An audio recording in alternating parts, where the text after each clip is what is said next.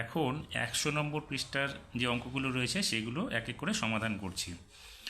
এই সমাধানগুলো করার আগে তোমাদের অবশ্যই নামতাটা খুব ভালো করে মুখস্থ রাখতে হবে, তাহলে অতি সহজেই এই অঙ্কগুলো সমাধান করতে পারবে। তাহলে দেখি কিভাবে আমরা এগুলো নামতার সাহায্যে সমাধানগুলো করতে পারি। এখানে বলেছে 11 সঙ্গে এমন কোন সংখ্যা গুণ করতে হবে যেটা হবে 99। তাহলে 11 ঘরের নামতা যদি আমরা পড়ি দেখবে 9, 11, 99, অর্থাৎ 11 ঘরের নামতা আমরা যদি 9 পর্যন্ত পড়ি তাহলে 99 হয়ে যাবে।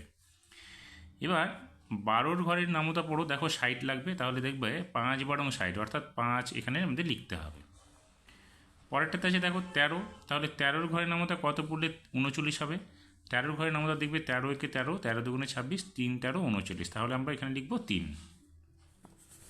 এবার এখানে দেখো 5 আছে, এখানে আছে 70, তাহলে 5-এর ঘরের নামতা যদি আমরা পড়ি 5 10 50 পর্যন্ত হবে। তারপর দেখবে 5 11 55, তারপরে হবে 5 বারং 60, 5 13 65, 5 14 70, অর্থাৎ 5-এর সঙ্গে যদি আমরা 14 গুণ করি তাহলে আমাদের 70 আমরা পেয়ে যাব।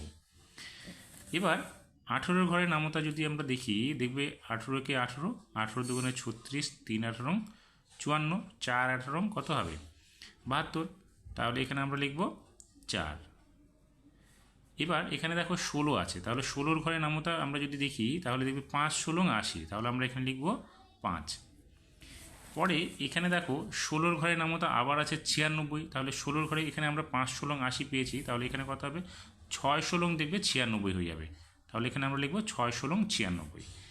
এবার এখানে কত আছে 18, দেখো আমরা 4 18 72 পেয়েছি, তাহলে 5 18 কত হবে। যদি আমরা এটা না নামতা মুখস্থ করতে পারি তাহলে আমরা এইভাবে করতে পারি, 5 8 কত 40, 40-এ 0, হাতে থাকবে 4, 5-এর সঙ্গে 1 গুণ করলে 5 একে 5 আর হাতের 4 মিলে হচ্ছে 9, তাহলে 5 18 কত পেলাম আমরা 90 পেলাম।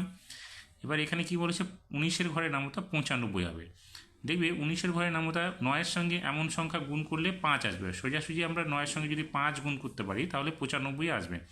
দেখবে 5 নং 45-এর 5 অন্য কোনো সংখ্যা গুণ করলে আর কিন্তু 5 আসবে না। অতএব আমরা কি করব, এখানে 5 দিয়ে যদি গুণ করি তাহলে আমরা 95 পেয়ে যাব, তাহলে এটা হবে 5। এবার পরের সংখ্যা আছে এখানে 5, এমন কোন সংখ্যা গুণ করলে আমাদের 100 হবে। দেখো 5-এর ঘরের নামতা যদি আমরা পড়ি 5 দুগুণে 10, আমরা এই 10টা পেয়ে যাব, তাহলে কত হলো 2, 2-এর সঙ্গে আরেকটা শূন্য দিলে হবে কত 20, তাহলে এখানে হবে 20। দেখবে 5-এর সঙ্গে 20 গুণ করলে 100 আমরা পেয়ে যাব। এবার এখানে আছে কত 13, লাস্টের সংখ্যা কত আছে 1, দেখবে 3-এর সঙ্গে কত গুণ করলে আমাদের 1 আসে। 3-এর সঙ্গে দেখবে 7-এর নামতা গুণ করলে আমাদের 1 আসবে, অর্থাৎ 13-এর সঙ্গে যদি আমরা 7 গুণ করি তাহলে 91 আমরা পেয়ে যাব। তাহলে দেখবে 3 7 21-এর 1, হাতে থাকলো 2, 7 একে 7, 7 আর 2 যোগ করলে 9 হবে, অর্থাৎ 7 দিয়েই আমাদের গুণ করলে আমরা এটা পেয়ে যাব। এবার 17-এর সঙ্গে এমন কোন সংখ্যা গুণ করলে 85 হবে। দেখো 17-এর সঙ্গে যদি 7 আছে, 7-এর সঙ্গে আমরা কত গুণ করব, তাহলে 5 আসবে। 7-এর ঘরের নামতা পড়ে দেখবে একমাত্র 5 গুণ করলেই 5 আসবে, এখানে 5 7 35-এর 5, তাহলে এখানে আমরা 5 যদি দিই তাহলে 5 7 35-এর 5 হলো, হাতে থাকলো কত 3, 5 একে 5 আর 3 বলে হলো 8, অর্থাৎ এখানে আমাদের 5 গুণ করতে হবে। হয়ে গেল। এবার দেখো এখানে বলেছে 2 নম্বর অঙ্কটাতে 100 এমন একটা সংখ্যা যাকে আমরা বিভিন্নভাবে গুণ করে লিখতে পারি, যেমন 5 আছে, 5-এর সঙ্গে কত গুণ করলে 100 হবে। দেখো আমরা আগে দেখেছিলাম 5-এর সঙ্গে 20 গুণ করলে 100 হবে। কীভাবে, দেখো 5-এর সঙ্গে 5-এর ঘরে নামতা যদি আমরা পড়ি তাহলে 5 দুগুণে 10, এইখানে পেয়ে যাব আরেকটা শূন্য, তাহলে এখানে দেখো 20 হয়ে গেল। এবার 4-এর সঙ্গে কত গুণ করলে 100 হবে, অর্থাৎ 4 দিয়ে যদি এটাকে আমরা ভাগ করি তবে 25-এর ঘরে নামতা যদি আমরা পড়ি 25 একে 25, 25 দুগুণে 50, 3 25-এ 75, 4 25-এ 100, অর্থাৎ আমরা 25-এর সঙ্গে 4 গুণ করলে 100 পেয়ে যাব। এবার দেখো 2 আছে এখানে, 2 বলতে 2 দিয়ে 100-কে ভাগ করতে হবে, তাহলে অর্থাৎ 100-কে অর্ধেক করতে হবে, তাহলে অর্ধেক মানে হচ্ছে 50, তাহলে 2-এর সঙ্গে 50 যদি আমরা গুণ করি তাহলে আমরা পেয়ে যাব কত 100। এখন 3 নম্বর প্রশ্ন বলেছে আমার কাছে 200 টাকা আছে, 10 টাকা দামের কতগুলো পেন কিনতে পারবো। দেখো 10-এর ঘরের নামতা যদি আমরা পড়ি 10 20-তে 200 হয়, তাহলে আমরা উত্তরটা কত পাবে 20টি।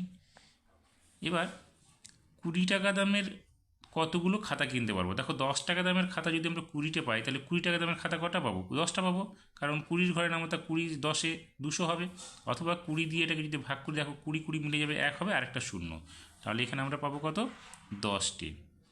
এবার 25-এর ঘরের নামতা দেখো, এখানে 200 আছে। 25-এর ঘরের নামতা যদি পড়ি আমরা, দেখবে এখানে দেখো 25-এর সঙ্গে 4 গুণ করলে যদি 100 হয়, তাহলে 25-এর সঙ্গে 8 গুণ করলে 200 হবে, কারণ এটা তো 100 ডবল 200। তাহলে এখানে 25-এর সঙ্গে 8 গুণ করলে আমরা 200 পাবো, অর্থাৎ 25 টাকা দামের আমরা সাবান কিনতে পারবো 8টি। এবার বলেছে 50 টাকা দামের কতগুলো গল্পের বই কিনতে পারবো। দেখো 50-এর সঙ্গে 2 গুণ করলে যদি 100 হয়, তাহলে 50-এর সঙ্গে 4 গুণ করলে 200 হবে, কারণ এখানে 100 ডবল আছে 200, তাহলে 2-এর ডবল হচ্ছে 4, অর্থাৎ 50-এর সঙ্গে 4 গুণ করলে আমরা পেয়ে যাব এখানে 200। তাহলে উত্তর কত হবে? এটা 4। পরেরটাতে বলেছে 40 টাকা দামের কতগুলো বল পেন কিনতে পারবো। দেখো 40-এর সঙ্গে, অর্থাৎ এখানে শূন্যটা, এইখানে একটা শূন্য, এখানে একটা শূন্য বাদ দিয়ে দাও, তাহলে কত থাকবে? 4। 4-এর ঘরের নামতে কত পাবে? 20। তাহলে 4 5 20, অর্থাৎ 5টি এখানে হবে উত্তর আমাদের। তাহলে 40 টাকা দামের কতগুলো বল কিনতে পারবো? 5টি বল কিনতে পারবো আমরা। এবার 4 নম্বর প্রশ্নটাতে কি বলেছে? আমার কাছে যদি 300 টাকা থাকে, তবে কত টাকা এতগুলো জিনিস আমি কত টাকা দামের কিনতে পারবো। ধরো আমি এখানে 15 টাকা দামের জিনিস নিচ্ছি, তাহলে 15 টাকা দামের যদি আমরা জিনিস কিনি, কতগুলো জিনিস কিনতে পারবো? দেখো 15 দিয়ে যদি আমরা এইটাকে ভাগ করি, তাহলে 15 দুগুণে 30, 2 হলো, আর একটা শূন্য, অর্থাৎ 20টা জিনিস আমরা কিনতে পারবো। এইভাবে আমাদেরকে 100 নম্বর পৃষ্ঠার যে অঙ্কগুলো আছে তার সমাধানগুলো করতে হবে। তবে আবার বলে রাখি, এই সমাধানগুলো করতে গেলে অবশ্যই আমাদেরকে 1 থেকে 25 পর্যন্ত অন্তত নামতাগুলো মুখস্থ রাখতে হবে, তাহলে আমরা খুব সহজেই অঙ্কগুলো সমাধান করতে পারবো।